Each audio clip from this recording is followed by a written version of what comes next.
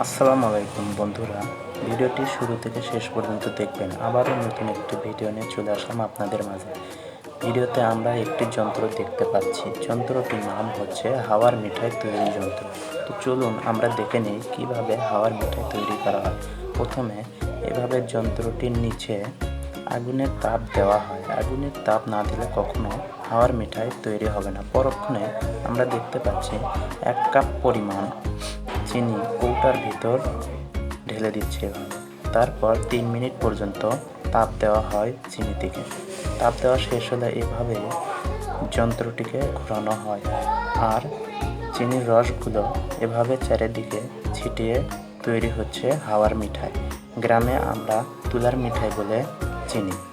শহরের মানুষরা এই মিঠাইয়ের সাথে পরিচিত না হলেও আমরা গ্রামের মানুষরা এই মিঠাইয়ের সাথে ঠিকই পরিচিত। পরিশেষে আমরা দেখতে পেলাম প্রস্তুত শেষে পরিবেশন করা হলো হাওয়ার মিঠাই বা তুলার মিঠাই।